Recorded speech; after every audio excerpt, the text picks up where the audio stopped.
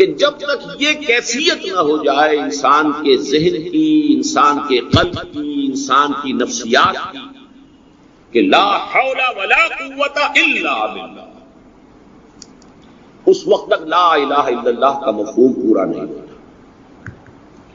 اسی کو شیخ عبد القادر جیلانی رحمۃ اللہ علیہ نے اپنے وصایا میں کہا ہے، لا فاعل فی الحقیقت ولا مؤثر الا اللہ۔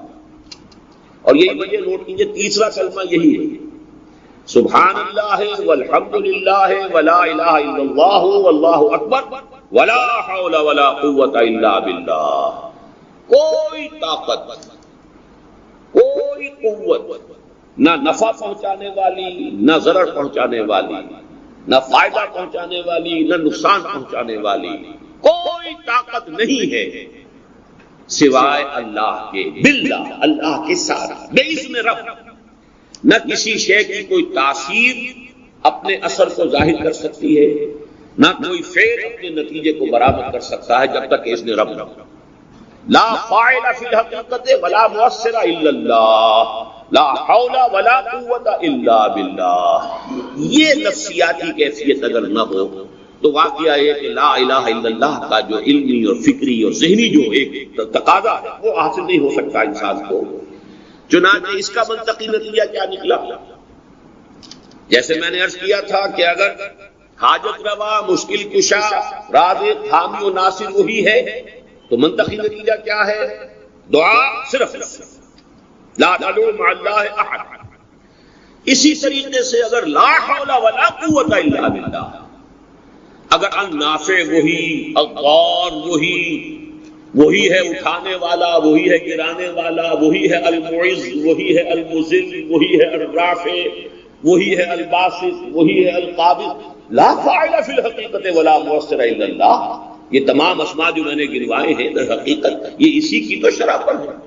وہی معز، وہی مذل، وہی نافع، وہی ضار، وہی باسط، وہی قابض، وہی رافع اور وہی نیچے گرانے والا، یہ ساری چیزیں جو ہے اس کی ذات میں، تو اس کا ایک منطقی نتیجہ کیا نکلا؟ تین الفاظ نوٹ کر لیجئے، ڈر صرف اسی سے، امید صرف اسی سے، توکل صرف، یہ تین نتیجے اگر نہیں نکلے تو توحید، نفسیاتی توحید پیدا نہیں۔ الا ان اولیاء اللہ لا خوف علیہم ولا هم یحزنون۔ ڈر صرف سے، امید صرف اور توکل صرف۔ اعوذ باللہ من الشیطان الرجیم، بسم اللہ الرحمن الرحیم۔ الف لام میم، ذالک الکتاب لا ریب فیہ، صدق اللہ العظیم۔ الف لام میم حروف مقطعات ہیں جن کے بارے میں عرض کر چکا ہوں۔ ذالک الکتاب لا ریب فیہ، یہ وہ کتاب ہے اس میں کوئی شک نہیں۔ الکتاب اس لیے کہا گیا ہے کہ قرآن مجید کی پیشین گوئیاں اور خوشخبریاں سابقہ کتابوں میں موجود تھیں، اور چونکہ اس سورہ مبارکہ میں اصل خطاب کا رخ جو ہے وہ ہے سابقہ امت مسلمہ کی طرف، تو ذالک کتاب نہیں کہا گیا، ذالک کتاب لا ریب فیہ نہیں، ذالک الکتاب، یہ وہ کتاب ہے، کتاب موعود ہے جس کی پیشن گوئیاں تورات و انجیل میں موجود تھیں۔ لا ریب فیہ، اس میں کوئی شک، حرف اورا ریب، نئے، تبدیل نئے۔ یہی الفاظ آئے ہیں سورہ سجدہ کے شروع میں بھی، الف لام میم تنزیل الکتاب لا ریب فیہ رب العالمین، لا ریب فیہ من رب العالمین، فیہ ھدی للمتقین۔ فیہ دونوں طرف مل سکتا ہے، لا ریب فیہ اسے معانقہ کہتے ہیں۔ لا ریب فیہ پڑھیں گے تو ھدی سے شروع کر دیں گے، لا ریب پر ختم کر دیں گے تو فیہ ھدی للمتقین، یہ دونوں معنی درست ہوں گے۔ ھدی للمتقین یہ ہدایت ہے، رہنمائی ہے اہل تقوی جو بچنا چاہیں۔ تقوی کا اصل مفہوم سمجھ لیجئے، وقع یقین، کسی کو بچانا، تقوی خود بچنا۔ جن لوگوں کے اندر فطرت سلیمہ ہوتی ہے ان میں اخلاقی حس موجود ہوتی ہے، وہ بری چیز سے بچنا چاہتے ہیں، بھلی کو حاصل کرنا چاہتے ہیں۔ وہ لوگ ہیں کہ جو گویا کہ اس قرآن کا اصل مخاطب ہے، وہی اس سے استفادہ کر سکتے ہیں۔ الذین یؤمنون بالغیب، اب ان کے کچھ اوصاف یہ اصل میں بہت زیادہ واضح ہوتا ہے تعویل خاص کے اعتبار سے کہ دیکھ لو درخت کو اپنے پھل سے پہچانتے ہیں، اس قرآن کے پھل موجود ہیں نا، یہ ابو بکر اور عمر اور عثمان اور علی کون ہے؟ یہ جو مہاجرین آئے ہیں چل کر مدینے والوں، دیکھو یہ کون ہے، ان کی شخصیتیں کیا ہے، ان کا کردار کیا ہے، ان کے اوصاف کیا ہے، یہ کس درخت کے پھل ہیں؟ یہ اس بینہ کے پھل ہیں، یہ اس ذکرہ کے پھل ہیں۔ بینہ رسول من اللہ یتلو صحفا مطہرۃ فیہا کتب قیمہ، یہ اس شجرہ مبارکہ کے پھل ہیں۔ دیکھ لو ان کے کیا شب و روز ہے، الذین یؤمنون بالغیب، جو غیب پر ایمان رکھتے ہیں۔ تعویل عام کے اعتبار سے اس کا بہت اہم مفہوم ہوگا، جو یہ طے کر لے کہ سوائے مادے کی دنیا کے مجھے اس سے آگے جانا ہی نہیں، unless I can verify۔ آپ کو معلوم ہے کہ میٹیریل جو حقائق ہے وہ تو آپ ویریفائی کر سکتے ہیں، آنکھ سے دیکھ سکتے ہیں، کان سے سن سکتے ہیں، ویریفائڈ ہے۔ جو یہ سمجھ لے گا کہ اس کے بیونڈ کچھ نہیں، اس کے لیے قرآن میں کوئی ہدایت نہیں۔ ہدایت قرآنی کا نقطہ آغاز یہ ہے کہ انسان یہ سمجھ لے کہ جو اصل حقیقت ہے وہ مستور ہے، نگاہوں سے چھپی ہوئی ہے، سامنے جو کچھ نظر آ رہا ہے۔ ایک انگلستان کے بہت بڑے فلسفی کی کتاب کا عنوان ہے appearance and reality, reality and appearance, Bradley کی کتاب۔ اپیئرنس جو کچھ نظر آ رہا ہے یہ حقیقت نہیں، حقیقت اس کے پیچھے ہے۔ اور کنفیوشس کا ایک جملہ ہے جو بہت بڑا حکیم اور فلسفی تھا، چین کا بہت بڑا حکیم اور فلسفی، اور ہو سکتا ہے کہ نبی ہوئی، واللہ عالم، ہم کہہ نہیں سکتے۔ اس کی تعلیم بڑی اخلاقی تعلیم ہے، اور اس کا جملہ سنیے، یہ یؤمنون بالغیب کی اس سے زیادہ صحیح تشریح ممکن نہیں۔ There are certain things, there's nothing more real than what cannot be seen, and there's nothing more certain than what cannot be heard۔ وہ حقائق جو آنکھوں سے نہیں دیکھے جا سکتے اور کانوں سے نہیں سنے جا سکتے، ان سے زیادہ یقینی اور واقعی حقائق اور کوئی نہیں۔ There is nothing more real than what cannot be seen, and there is nothing more certain than what cannot be heard۔ الذین یؤمنون بالغیب ویقیمون الصلاۃ، نماز قائم کرتے ہیں، ومما رزقناہم ينفقون، اور جو کچھ ہم نے انہیں دیا ہے اس میں سے خرچ کرتے ہیں، خیر میں، بھلائی میں، نیکی میں، ابنائے نو کی حاجات کو رفع کرنے میں، لوگوں کی تکلیفیں دور کرنے میں، خود اللہ کے لیے، اللہ کی رضا جوئی کے لیے، اللہ کو قرض حسنہ دیتے ہوئے۔ والذین یؤمنون بما انزل الیک وما انزل من قبلک، اور وہ کہ جو ایمان رکھتے ہیں اس پر بھی جو آپ پر نازل کیا گیا ہے محمد صلی اللہ علیہ وسلم، اور اس پر بھی کہ جو آپ سے پہلے نازل کیا گیا۔ یہ بہت اہم الفاظ ہے، اس لیے کہ عام طور پر آج کل ہمارے ہاں یہ خیال پھیلا ہوا ہے کہ یہ تورات اور انجیل کے پڑھنے کا کوئی فائدہ نہیں، کوئی ضرورت نہیں، کوئی ضرورت نہیں کی حد تک تو شاید بات صحیح ہو، لیکن کوئی فائدہ نہیں، یہ بالکل غلط ہے۔ یہ ابتدا ہے قرآن کی، اور کس قدر اہتمام کے ساتھ کہا جا رہا ہے۔ ایمان صرف قرآن پر نہیں، اس پر بھی کہ جو اس سے پہلے نازل کیا گیا۔ اور سورہ نساء کی آیت، اور سورہ نساء نازل ہوئی کہ جا کر سن 6 ہجری میں، یا ایھا الذین آمنوا آمنوا باللہ ورسولہ والکتاب الذی نزل علی رسولہ والکتاب الذی انزل من قبل۔ تو اس سے ایمان جو ہے تورات پر اور انجیل پر اور زبور پر اور صحف ابراہیم پر، اجمالی ایمان کی جو اہمیت ہے اس کو اچھی طرح سمجھ لیجیے۔ البتہ یہ ہے کہ چونکہ ہم سمجھتے ہیں، جانتے ہیں کہ ان کتابوں میں تحریف ہو گئی ہے، لہذا ان کتابوں کی کوئی شے قرآن پر حجت نہیں ہوگی۔ جو چیز قرآن سے ٹکرائے گی ہم اس کو رد کر دیں گے، ان کتابوں کی کسی شے کو دلیل کے طور پر نہیں لائیں گے۔ لیکن جہاں قرآن مجید کی کسی بات کی نفی نہ ہو رہی ہو تو بہت سے حقائق ہمیں ان کتابوں ہی سے ملتے ہیں۔ انبیاء کے مابین جو زمانی ترتیب ہے، کرونالوجیکل آرڈر جو ہے وہ تو ہمیں تورات سے ملتا ہے، قرآن میں تو نہیں۔ قرآن میں کبھی حضرت نوح کا ذکر بعد میں ہے، حضرت موسیٰ کا پہلے، وہ وہاں تو کسی اور پہلو سے ترتیب آتی ہے، لیکن وہاں ہمیں تاریخ ملتی ہے ابراہیم کی، اسحاق کی، یعقوب کی، انبیاء بنی اسرائیل کی، موسیٰ کی، عیسیٰ کی، یہ ساری چیزیں، تو اس کی اہمیت جو ہے اس کو سمجھ لیجئے۔ والذین یؤمنون بما انزل الیک وما انزل من قبلک وبالآخرۃ هم یوقنون، آخرت پر وہ یقین رکھتے ہیں۔ نوٹ کرنے والی بات کیا ہے کہ باقی سب چیزوں کے لیے لفظ ایمان آیا، آخرت کے لیے ایقان کیوں؟ واقعہ یہ ہے کہ انسان کے عمل کے اعتبار سے سب سے زیادہ مؤثر شے ایمان بالآخرہ ہے۔ ایمان بالآخرہ ہے تو عمل سیدھا رہے گا کہ ہاں مجھے جواب دہی کرنی ہے، جانا ہے، اٹھنا ہے، اللہ کے حضور حاضری ہے۔ اگر یہ یقین ہے تو عمل صحیح ہوگا۔ اس میں کمی ہو گئی تو توحید جو ہے وہ بھی بس ایک عقیدہ، ایک ڈوگما بن کے رہ جائے گا۔ ایمان بالرسالت بھی بدعات کو جنم دے گا۔ عید میلاد نبی منا لیجئے اور کچھ عشقیہ اشعار کہہ دیجئے، نعتیہ اشعار کہہ دیجئے، اللہ اللہ خیر صلی اللہ، یہ ایمان بالرسالت کے مظہر ہوگا۔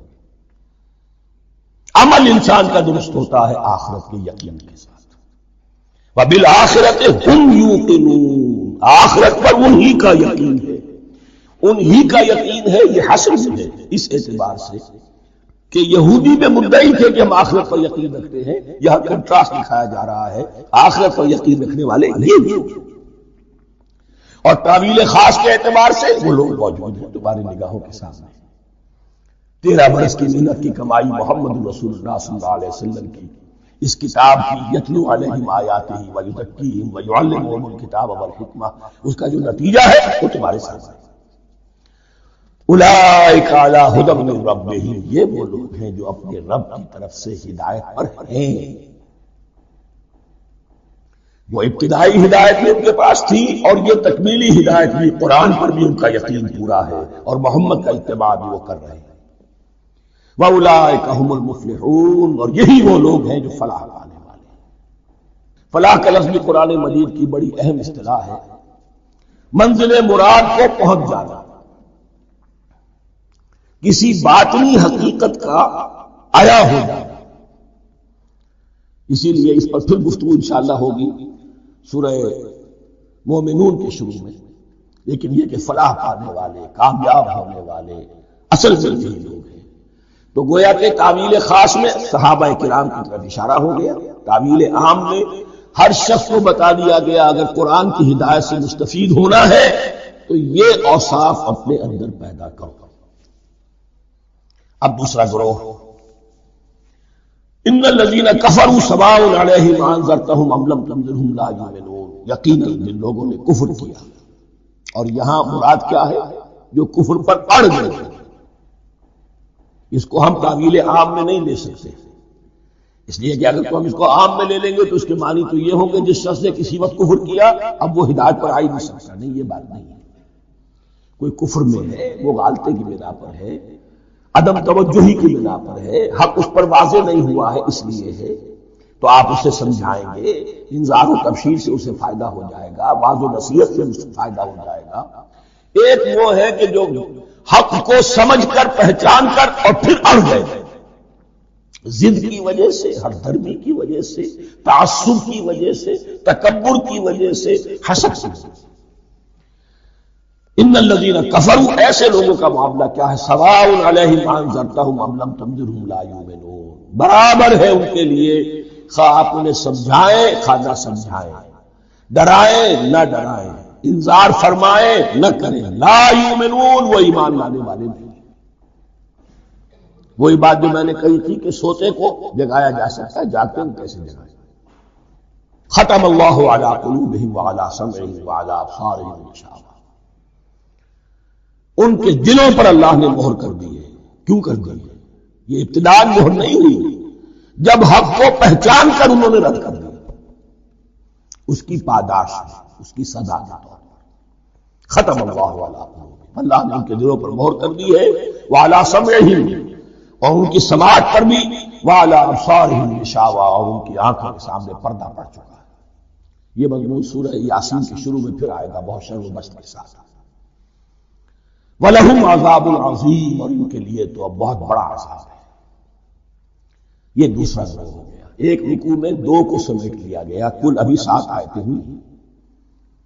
ایک وہ گروہ جس نے قرآن مجید کی دعوت سے صحیح استفادہ کیا، ان میں طلب ہدایت کا مادہ موجود تھا، ان کی فطرتیں سلیم تھیں، ان کے سامنے دعوت آئی، قبول کی، اور قرآن کے بتائے ہوئے راستے پر چلے۔ وہ گلے سرسبد ہیں، وہ شجرہ قرآنی کے نہایت مبارک اور مقدس وہ اس کے پھل ہیں۔ ایک گروہ وہ ہے جس نے حق کو پہچانا لیکن اس کو رد کر دیا اپنے تعصب یا ہٹ ڈرنے کی وجہ سے۔ ان کا ذکر آ گیا بہت اختصار کے ساتھ، اس لیے کہ ان کا ذکر آپ کو بہت تفصیل سے مکی صورتوں میں ملے گا۔ اب آیا تیسرا گروہ، وَمِنَ النَّاسِ، اور لوگوں میں کچھ ایسے بھی ہیں، مَن يَقُولُ آمَنَّا بِاللَّهِ وَبِالْيَوْمِ الْآخِرِ وَمَا هُم بِمُؤْمِنِينَ، جو کہتے تو یہ ہے کہ ہم ایمان رکھتے ہیں اللہ پر بھی اور یوم آخر پر بھی، مگر وہ حقیقت میں مومن نہیں ہے۔ یہاں ایک بات سمجھ لیجئے، اکثر و بیشتر مفسرین نے اس تیسری کیٹیگری کے بارے میں یہی رائے قائم کی ہے کہ یہ منافقین مذکور ہیں یہاں، اگرچہ لفظ منافق یا لفظ نفاق نہیں آیا یہاں، لیکن مولانا نیسر اصلاحی صاحب نے ایک رائے ظاہر کی ہے جو بڑی قیمتی ہے، وہ یہ کہ یہاں ایک کردار کا نقشہ کھینچ لیا گیا ہے۔ غور کرنے والے غور کر لیں، دیکھ لیں، جس پر بھی وہ چسپاں ہو جائے۔ اور بالفعل جب یہ آیات نازل ہو رہی تھی تو دو طبقات پر یہ کردار نگاری جو ہے، یہ جو شخصیت کا ہیولہ کھینچا جا رہا ہے، وہ دو کے اوپر راست آ رہا ہے۔ ایک علماء یہود، وہ بھی کہتے تھے کہ ٹھیک ہے محمد جو کہہ رہے ہیں ہم بھی اللہ کو مانتے ہیں، آخرت کو بھی مانتے ہیں، اسی لیے یہاں رسالت کا ذکر نہیں ہے۔ بھئی ہم محمد ہی کو نہیں مانتے نا صلی اللہ علیہ وسلم، باقی اگر 1.25 لاکھ نبی آئے ہیں تو باقی 1.25 لاکھ کو تو ہم مانتے ہیں، ایک محمد کو نہیں مانا، ایک عیسیٰ کو نہیں مانا، بس تو ہمیں بھی مانا جانا چاہیے کہ ہم بھی مسلمان ہیں۔ ایک یہ ان کی رائے ہے، اور واقعہ یہ ہے کہ یہاں اس طریقے کا تذکرہ ہو رہا ہے کہ جس سے ان کا کردار بھی جھلک رہا ہے، روح سخن ان کی طرف جا رہا ہے۔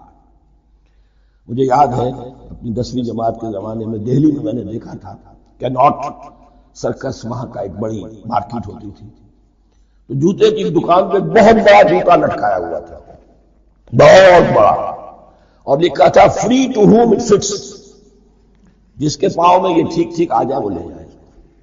تو یہ free to whom it fits ہے، ایک کردار ہے۔ اب یہ کردار جس کے اوپر بھی فٹ بیٹھتا ہے، ان میں یقیناً زیادہ تو غلبہ یہی ہے جو مفسرین کی رائے ہے، منافقین کا معاملہ جو ہو رہا ہے، لیکن یہ کردار بعین نہیں فٹ بیٹھ رہا ہے یہود کے علماء پر۔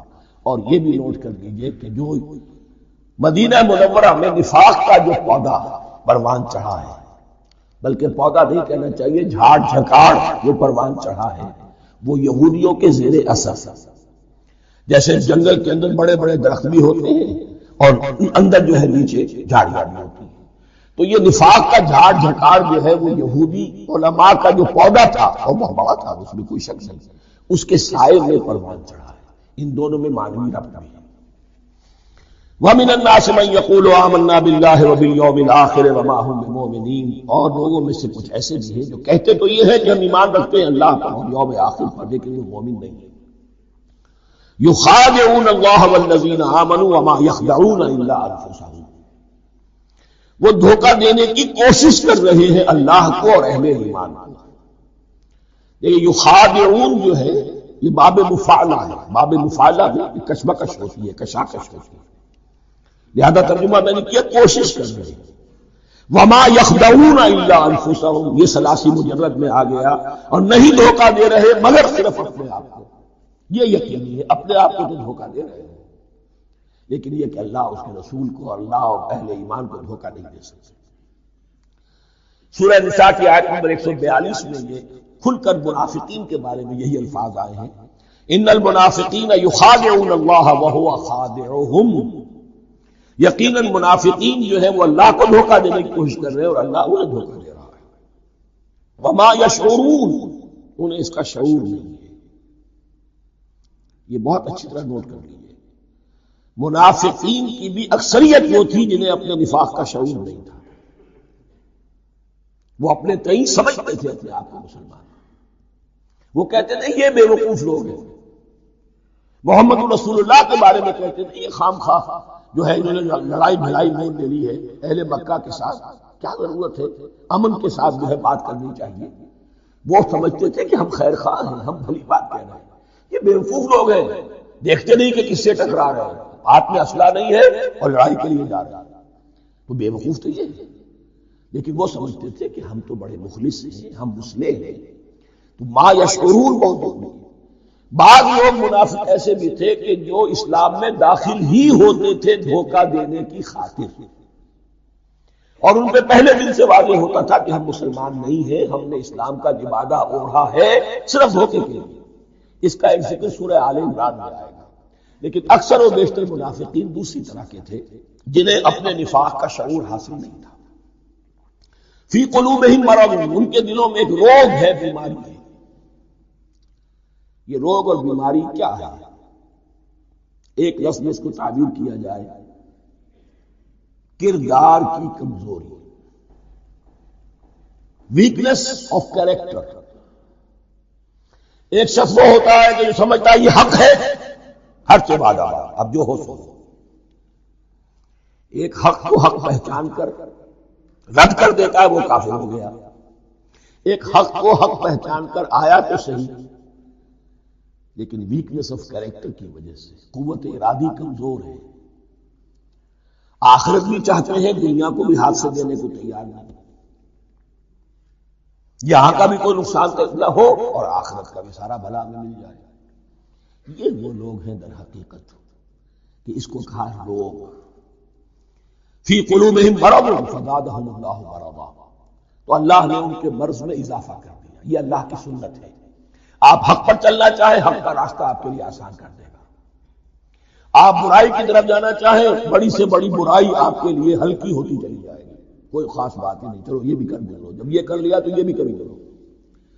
اور اگر آپ بین بین لٹکنا چاہیں تو اللہ اسی پہ چھوڑ دیتا ہے۔ ٹھیک ہے، آپ سمجھتے ہیں ہم کامیاب ہو رہے ہیں، ہم نے مسلمانوں کو بھی دھوکہ دے دیا، وہ ہمیں مسلمان سمجھتے ہیں، اور یہودیوں کو بھی دھوکہ دے دیا، وہ سمجھتے ہیں کہ ہم ان کے ساتھ ہیں، تو سمجھا کامیاب ہو رہے ہیں، حقیقت میں کامیابی نہیں۔ فی قلوبہم مرض فزادہم اللہ مرضا ولہم عذاب علیم بما کانوا یکذبون، اور ان کے لیے تو دردناک عذاب ہے۔ عذاب العظیم کا لفظ آیا تھا اوپر کفار کے لیے، وَلَهُمْ عَذَابٌ عَظِيمٌ، ساتویں آیت ختم ہوئی، اور عذاب العلیم کا لفظ آیا یہاں، ان کے لیے دردناک المناک عذاب ہے، بما کانوا یکذبون، بسبب جھوٹ کے جو وہ بول رہے تھے۔ وَإِذَا قِيلَ لَهُمْ لَا تُفْسِدُوا فِي الْأَرْضِ، اور جب ان سے کہا جاتا تھا مت فساد کرو زمین میں، مراد کیا ہے اس سے؟ کہ جب محمد کو مان لیا کہ اللہ کے رسول ہیں، اب ٹھیک ٹھیک پیروی کرو، ان کے پیچھے چلو، ان کا حکم ہے تو جنگ کے لیے نکلو، ان کی طرف سے تقاضا آتا ہے مال پیش کرو، اور اگر تم اس سے کتراتے ہو تو فساد مچا رہے ہو، جماعتی زندگی کے اندر فتنہ اور فساد پیدا کرو۔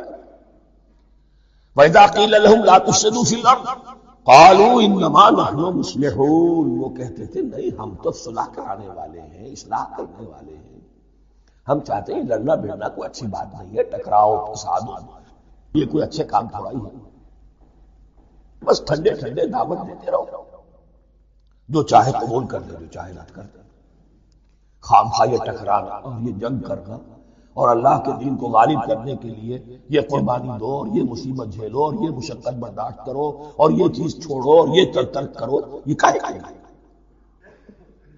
وَإِذَا قِيلَ لَهُمْ لَا تُفْسِدُوا فِي الْأَرْضِ قَالُوا إِنَّمَا نَحْنُ مُصْلِحُونَ أَلَا إِنَّهُمْ هُمُ الْمُفْسِدُونَ وَلَٰكِن لَّا يَشْعُرُونَ، آگاہ ہو جاؤ کہ وہی ہے مفسد، فساد پھیلانے والے۔ اس لیے کہ محمد رسول اللہ کی دعوت ہے زمین میں اصلاح کے لیے، اس اصلاح کے لیے کچھ آپریشن کرنا پڑے گا۔ مریض اس درجے کو پہنچ چکا ہے کہ آپریشن کے بغیر اس کی شفا نہیں ہوگی، اب اگر تم اس کے راستے میں رکاوٹ بنتے ہو تو در حقیقت تم فساد مچا رہے ہو، لیکن تمہیں اس کا شعور نہیں۔ الا انہم هم المفسدون ولکن لا یشعرون، پھر دیکھیے نوٹ کیجیے، شعور نہیں ہے۔ شعوری نفاق اور شے ہے، غیر شعوری نفاق ہے جس کا یہ سارا تذکرہ ہو رہا ہے۔ وَإِذَا قِيلَ لَهُمْ آمِنُوا كَمَا آمَنَ النَّاسُ، جب ان سے کہا جاتا ہے ایمان لاؤ جیسے دوسرے لوگ ایمان لائے، آخر دیکھو دوسرے یہ اہل ایمان ہیں، جب بلاوا آتا ہے فوراً لبیک حاضر ہوتے، جو بھی ہو۔ یہ تم جو ہے آخر تم نے غور میں مسئلہ کیا۔ وَإِذَا قِيلَ لَهُمْ آمِنُوا كَمَا آمَنَ النَّاسُ قَالُوا أَنُؤْمِنُ كَمَا آمَنَ السُّفَهَاءُ، وہ کہتے ہیں کیا ہم ایمان لائے جیسے یہ بے وقوف لوگ ایمان لائے؟ انہیں تو اپنے نفع کی فکر، نہ نقصان کی فکر، نہ خطرات کا کوئی خیال، نہ اندیشوں کا کوئی گمان، جان جائے مال جائے، اولاد کو چھوڑ دیں، گھر بار چھوڑ کے آ گئے ہیں، ان سے بڑے بے وقوف کون ہو؟ بال بچے چھوڑ آئے ہیں کفار مکہ کے رحم و کرم پر، سرداران قریش جو چاہے ان کے ساتھ کریں، تو یہ تو بے وقوف لوگ ہیں۔ آج کل آپ کہتے ہیں ایسے لوگوں کو فینیٹکس ہے، یہ فینیٹکس ہے۔ دیکھ بھال کر چلنا چاہیے، دائیں بائیں دیکھ کر چلنا چاہیے، نفع نقصان کا خیال کر کے چلنا چاہیے، چاہے حق ہے ٹھیک ہے، لیکن بہرحال اپنی مصلحتوں کو بھی اور اپنی اہل و عیال کی مصلحتوں کو بھی دیکھنا چاہیے۔ یہ لوگ تو معلوم ہوتا ہے کہ بالکل دیوانے ہو گئے، فینیٹکس ہو گئے۔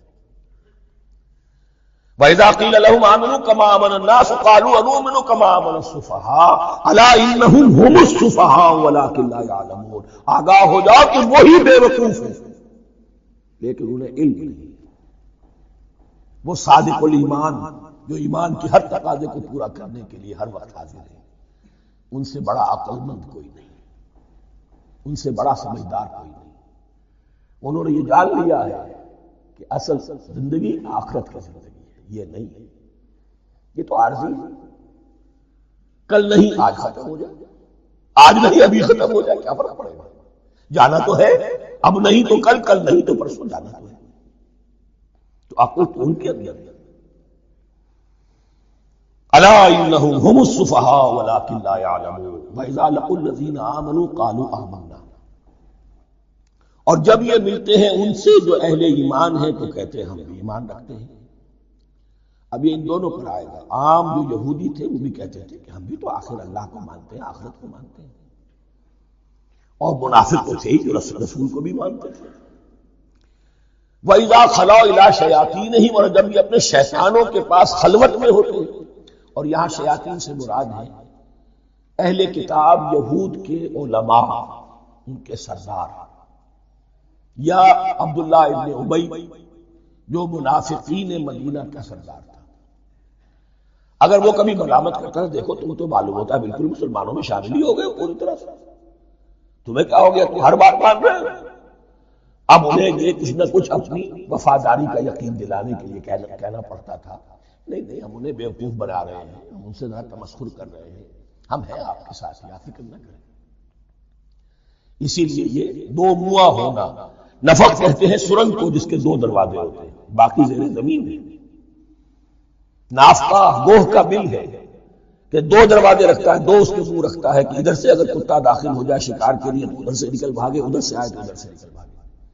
تو دو منہ انسان، یہ در حقیقت جس کو پھر سورہ نساء میں کہا گیا لا الہ الا ولا الہ الا، نہ ادھر کے ہیں نہ ادھر کے، مذبذبین بین ذالک، اس کے درمیان مذبذب ہو کر رہ گئے۔ یہ شیطان کا لفظ یہاں سمجھ لیجئے کہ اس کے دو رائے ہیں کہ یہ شطنہ سے بنا ہے یا شات سے بنا ہے، شین الف کوئے یا شین قا نون۔ شطنہ کے معنی تباعدہ، کہ بہت دور ہو گیا، دور ہو گیا۔ شیطان سے مراد جو اللہ کی رحمت سے بہت دور ہو گیا۔ اور شاتا یشیتوں کے معنی ہے احترق غضبا و حسدا، کوئی شخص غصے اور حسد کے اندر جل رہا ہو، وہ شاتا یشیتو ہے۔ اس سے فعلان کے وزن پر، رحمان کے وزن پر، غضبان کے وزن پر شیطان، یعنی وہ کہ جو حسد اور غضب کی آگ میں جل رہا ہے۔ تو یہ ایک تو شیطان وہ ہے جو جنات میں سے ہے، جس کا نام عزازیل تھا پہلے، اب ہم اسے ابلیس کے نام سے جانتے ہیں، وہ ایک شیطان ہے، جنی ہے۔ پھر یہ کہ جو بھی اس کے پیروکار ہیں دنیا میں انسانوں میں سے ہو یا جنات میں سے ہو وہ بھی شیاطین ہیں۔ اسی طرح اہل کفر اہل زیغ کے جو بڑے بڑے سردار ہوتے ہیں ان کو بھی شیطان سے تعبیر کیا گیا۔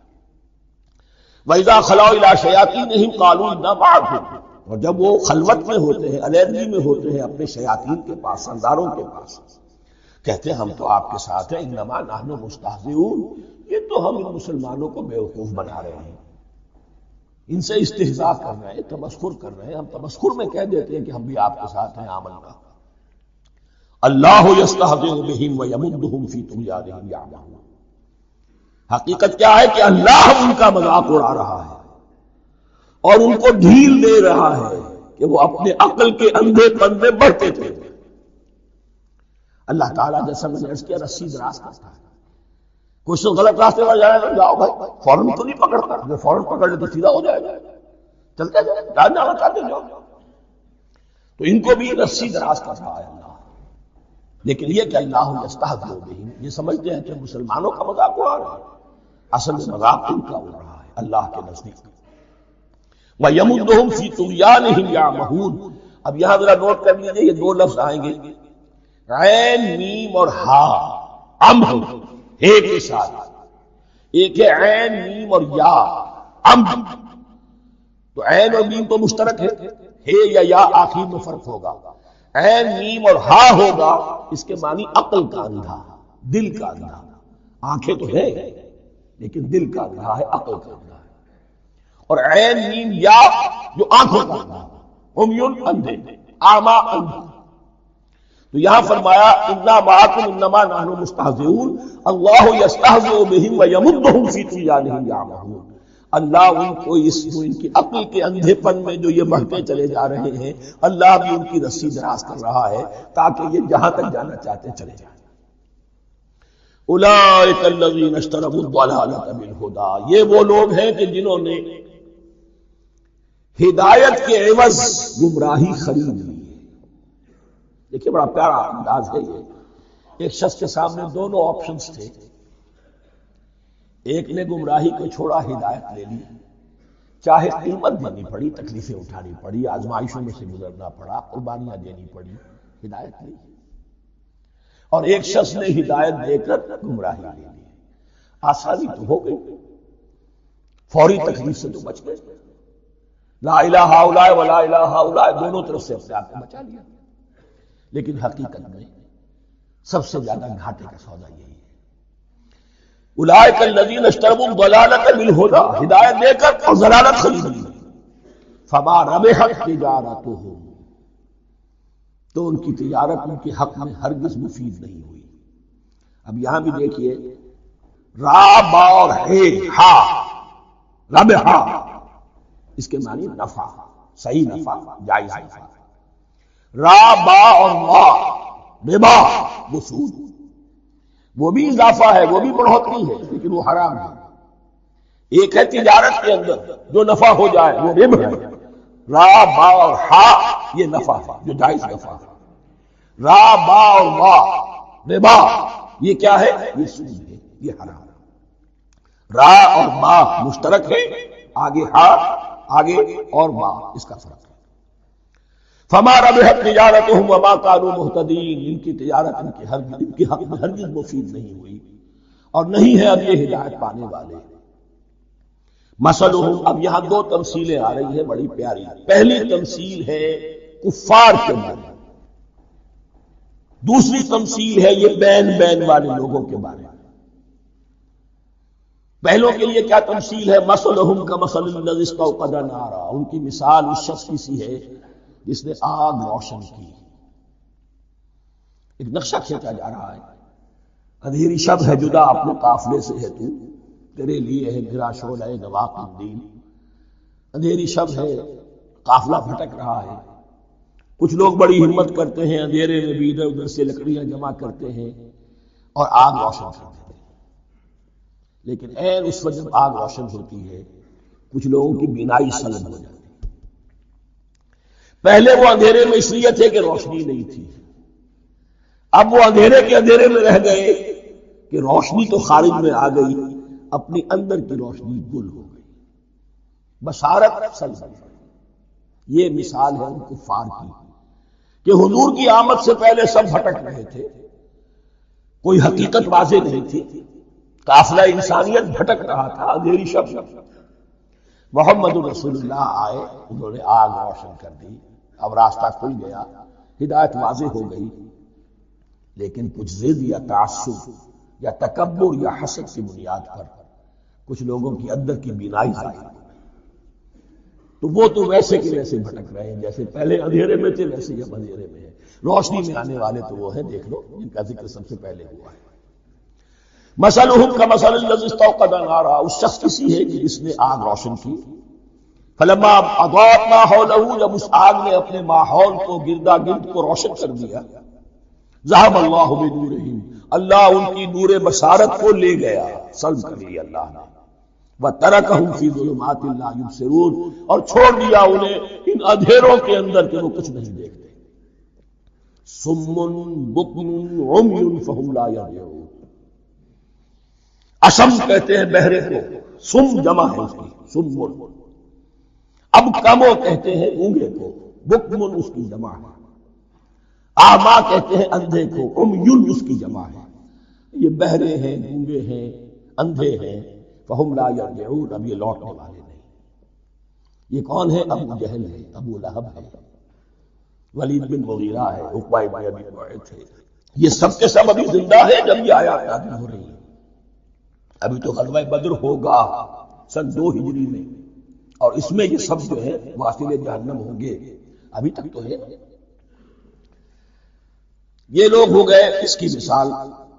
وَمَثَلُهُمْ كَمَثَلِ الَّذِي اسْتَوْقَدَ نَارًا فَلَمَّا أَضَاءَتْ مَا حَوْلَهُ ذَهَبَ اللَّهُ بِنُورِهِمْ وَتَرَكَهُمْ فِي ظُلُمَاتٍ لَا يُبْصِرُونَ صُمٌّ بُكْمٌ عُمْيٌ فَهُمْ لَا يَرْجِعُونَ۔ اب دوسری مثال، أَوْ كَصَيِّبٍ مِّنَ السَّمَاءِ، یا بڑی زور کی بارش برس رہی ہے آسمان سے، فیہ ظلمات، اس میں اندھیرے بھی ہیں، ورعد، اور گرج، وبرق، اور بجلی چمک رہی ہے، یجعلون اصابعهم فی آذانهم من الصواعق حذر الموت، کچھ لوگ ہیں کہ جو اپنی انگلیاں اپنے کانوں کے اندر ٹھوسے ہوئے ہیں کہ وہ جو کڑک ہے اس سے ان کی جانیں نہ نکل جائے، موت نہ آ جائے۔ کڑکا ایسا ہے کہ اس کڑکے سے بچنے کے لیے اپنی انگلیاں اپنی کانوں میں ٹھوس رکھی ہیں، حذر الموت، موت کے خوف سے۔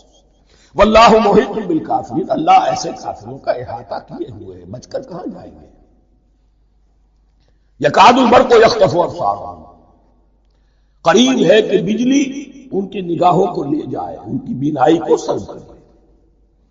کلما اضاء لهم، لیکن ہوتا کیا ہے، جب ذرا روشنی ہوئی تو چل لیے، مشوا فیہ، بجلی چمکی کچھ نظر آ گیا دائیں بائیں تو کچھ تھوڑا سا چل دیے۔ وَإِذَا أَظْلَمَ عَلَيْهِمْ، اور جب تاریکی ان پر طاری ہو گئی، قاموا، کھڑے کے کھڑے رہ گئے۔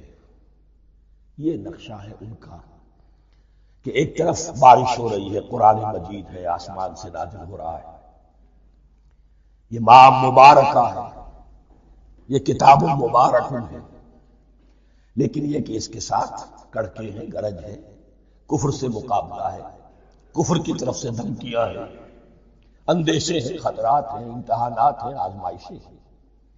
ذرا کہیں حالات کچھ بہتر ہوئے، کچھ جسے بریدنگ سپیس کہتے ہیں ملی، تو تھوڑا سا چل لیے، ہم بھی مسلمان ہیں، کوئی خاص موقع نہیں ہے، کسی جنگ کے لیے بلایا نہیں جا رہا ہے، تو بڑھ چڑھ کے باتیں کر رہے ہیں، اپنے ایمان کا اظہار بھی کر رہے ہیں۔ جیسے ہی کوئی آزمائش آئی، ٹھٹک کر کھڑے کے کھڑے رہے۔ وَلَوْ شَاءَ اللَّهُ لَذَهَبَ بِسَمْعِهِمْ وَأَبْصَارِهِمْ، اللہ چاہتا تو ان کی سماعت اور بصارت کو بھی سلب کر لیتا، لیکن اللہ کا قانون یہی ہے، جو جہاں رہنا چاہے اس نے آزادی ارادہ دی ہے انسان کو۔ تم اگر مومن صادق بن کر رہنا چاہتے ہو اس کو آسان کر دے گا تمہارے لیے۔ تم نے اپنے تعصب کی وجہ سے، اپنے تکبر کی وجہ سے کفر کا راستہ اختیار کیا، اللہ اس کو کھول دے گا۔ تم بیچ میں لٹکنا چاہتے ہو، لٹکتے رہو، اللہ تعالیٰ جو ہے جبرن کسی کو نہ حق پہ لائے گا، نہ جبرن کسی کو باطل پر لے کر جائے گا۔ اس لیے کہ جبر اگر ہو تو پھر امتحان کا معاملہ ختم، پھر جزا و سزا بیکار ہے۔ غیر منطقی ہے، غیر معقول ہے۔ ان اللہ علی کل شیء قدیر، یقیناً اللہ تعالیٰ ہر چیز پر قادر ہے۔ یہ دو رکوع اس اعتبار سے کہ انسانی شخصیتوں کا سمجھنا، اور جیسا کہ میں نے عرض کیا تعویل عام ذہن میں رکھیے، جب بھی کبھی کوئی دعوت حق اٹھے گی، اگر وہ واقعتاً کل کے کل حق کی دعوت ہے اور اس میں انقلابی رنگ ہے کہ باطل سے پنجہ آزمائی کرنا، باطل کو نیچا دکھانا، حق کا غلبہ کرنا، تو یہ تین قسم کے افراد لازماً ہمیشہ وجود میں آ جاتے ہیں۔ ان کو پہچاننا، ان کے کردار کی جو اصل جو اس کے پیچھے پس منظر ہے اس کو جاننا بہت ضروری ہے۔ اب جو تیسرا رکوع آ رہا ہے سورہ بقرہ کا،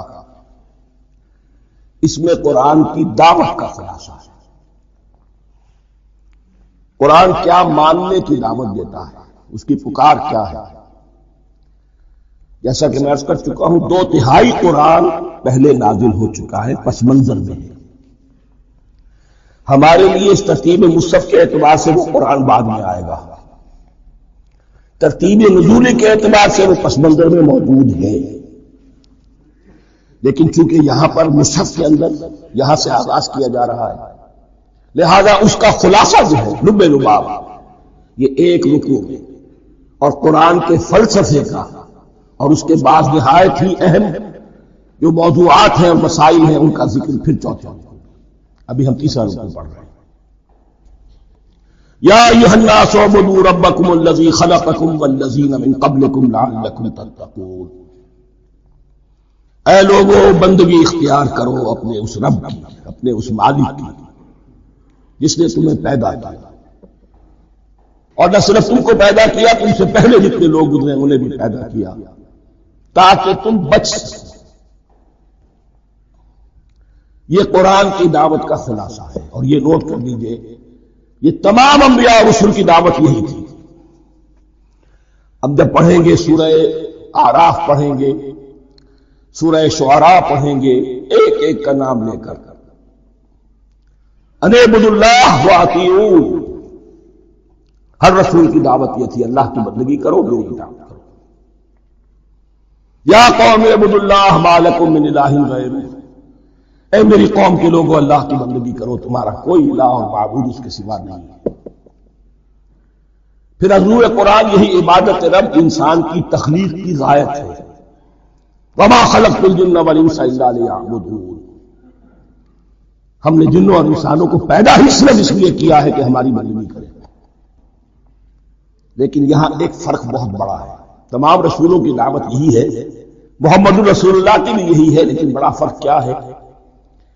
باقی تمام رسولوں کی دعوت آپ کو ملے گی یا قوم، اے میری قوم کے لوگوں، یہاں ہے یا ایھا الناس، اے بنی آدم، اے بنی نوع انسان۔ معلوم ہوا کہ تمام رسول حضور سے پہلے صرف اپنی اپنی قوموں کی طرف آئے ہیں، پہلے اور آخری اور کامل رسول ہیں اللہ کے محمد صلی اللہ علیہ وسلم، جن کی دعوت آفاقی ہے۔ یا ایھا الناس، یا قوم نہیں، یا ایھا الناس اعبدوا ربکم الذی خلقکم والذین من قبلکم۔ اس میں دلیل بھی آ گئی کہ عام طور پر لوگ جو ہے غلط راستے پر اس دلیل سے جمے رہتے ہیں کہ ہمارے آباء و اجداد کا راستہ یہی تھا۔ تو بھائی جیسے تم مخلوق ہو ایسے وہ بھی تو مخلوق تھے، جیسے تم خطا کر سکتے ہو وہ بھی تو خطا کر سکتے، لہذا یہ نہ دیکھو کہ آباء و اجداد کا راستہ کیا تھا، دیکھو یہ کہ حق تھا، لعلکم تتقون، تاکہ تم بچ جاؤ، دنیا میں افراط و تفریط کے دھکوں سے بچ جاؤ، آخرت میں اللہ کے عذاب سے بچ جاؤ۔ ان دونوں سے اگر بچنا ہے تو اللہ کی بندگی کی روش اختیار کرو۔ اچھا کس رب کی؟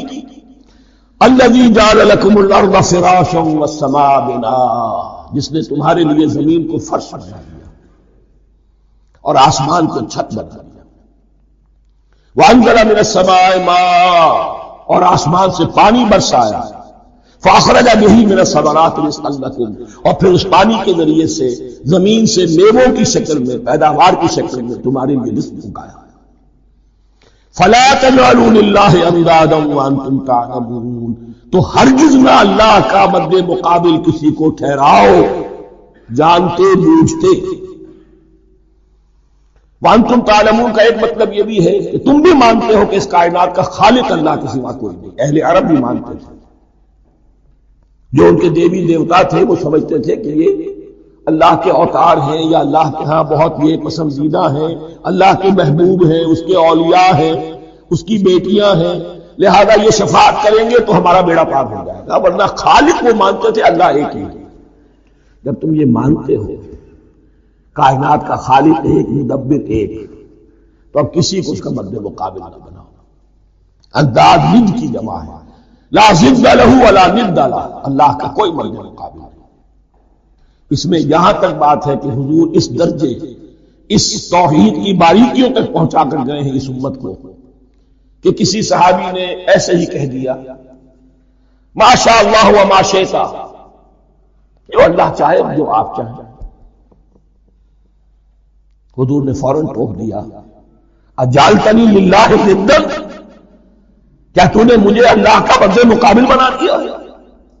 اس کائنات میں مشیت صرف ایک کی چلتی ہے، کسی اور کی مشیت اس کی مشیت کے تابع پوری ہو جائے ہو جائے، لیکن مشیت مطلقہ صرف اس کی ہے۔